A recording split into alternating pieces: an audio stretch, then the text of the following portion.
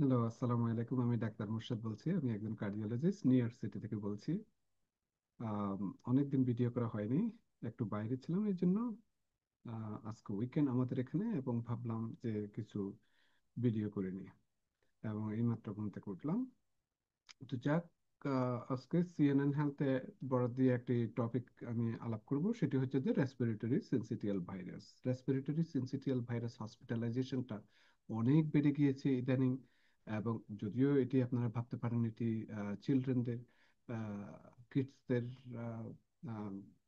Virus, কিন্তু কথাটা সেরকম না। এটি ওল্ডারদের হয়ে থাকে, বিশেষ করে এল্ডারলি পপুলেশন যাদের, তাদের ক্ষেত্রে হয়ে থাকে। এবং এখানে বলেছেন যে যে রেসপিরেটরি সিনসিটিয়াল ভাইরাস এই সিজনে যে যে মাত্রা দেখা যায় তার থেকে অনেক অনেক অনেক গুণ বেশি দেখা যাচ্ছে। হ্যাঁ, তো এই জন্য এটার উপর আমি ভাবলাম যে একটু আলোকপাত আলোকপাত করে থাকি। তো সাধারণত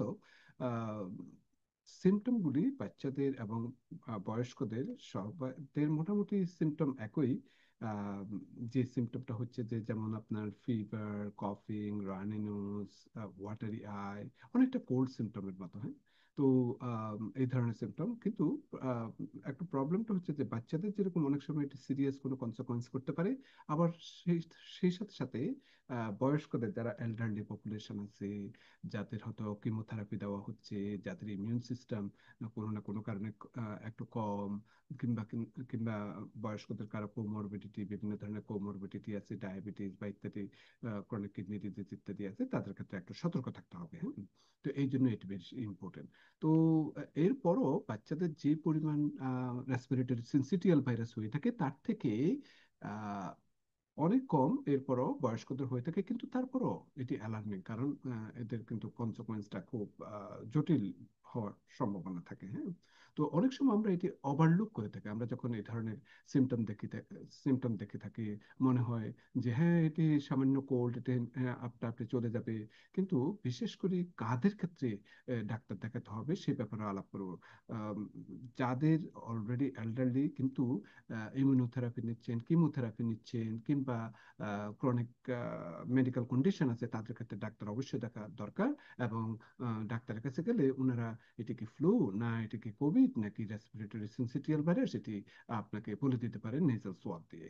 তো কারণটা হচ্ছে যে ট্রিটমেন্টগুলো হচ্ছে যে ভিন্ন। যেমন আপনার ফ্লু হলে যে অ্যান্টি ভাইরাল মেডিকেশন, যেমন টেমিফ্লু দেওয়া যেতে পারে, আবার কোভিড হলে ভিন্ন ধরনের মেডিসিন দেওয়া যেতে পারে। কিন্তু রেসপিরেটরি সিনসিটিয়াল ভাইরাস আনলেস যদি এটা খুবই সিরিয়াস কমপ্লিকেশন না করে থাকে, তাহলে এটি সাপোর্টিভ থেরাপি দিতে হয়। যেমন আপনার হাইড্রেশন, রেস্ট, এই ধরনের করতে হবে। কিন্তু আপনাদেরকে কিছু আমি টিপস দেব, যাতে আপনার আহ, এটি থেকে আপনারা প্রিভেনশন পেতে পারেন। তার আগে আমরা জেনে নিই এটি কিভাবে স্প্রেড করে থাকে। যে কোনো অন্য কোল্ড বা কোভিড, যেরকম এগুলি রেসপিরেটরি ইনফেকশন জনিত, এবং এগুলি যেহেতু ছড়ায়, যেমন আপনি ডোর নব ধরলেন, যেমন একটা সার্ভিস ধরলেন এবং হ্যান্ড ওয়াশ করলেন না, কেউ হয়তো স্নিজ করলো, আপনি খুবই কাছাকাছি আছেন।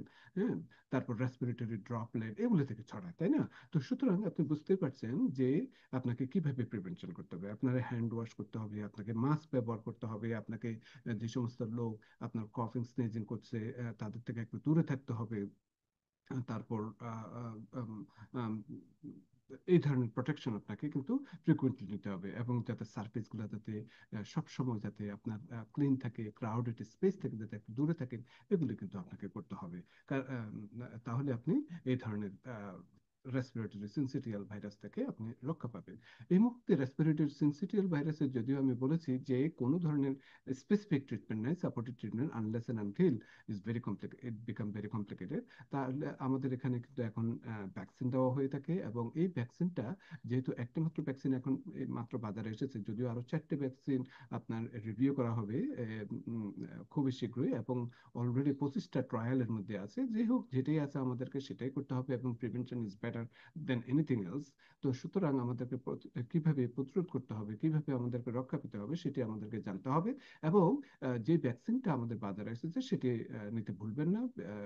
যাদের ক্ষেত্রে অ্যাপ্রোপ্রিয়েট হয়ে থাকে, বয়স্কদের জন্য হলে হোক, বাচ্চাদের জন্য হলে হোক, যাতে আমরা পরবর্তী সিজন পর্যন্ত আমরা এই রেসপিরেটরি সিনসিটিয়াল ভাইরাস থেকে রক্ষা পেতে পারি। তো সুতরাং আপনারা আপনাদের হেলথের প্রতি যত্ন নেবেন, এবং এই রেসপিরেটরি সিনসিটিয়াল ভাইরাস থেকে যাতে আমরা রক্ষা রক্ষা পেতে পারে, সেইভাবে যে সমস্ত প্রিভেনশনের কথা বলেছি সেগুলোর দিকে একটু খেয়াল রাখবেন। আজকে এই পর্যন্ত, থ্যাংক ইউ।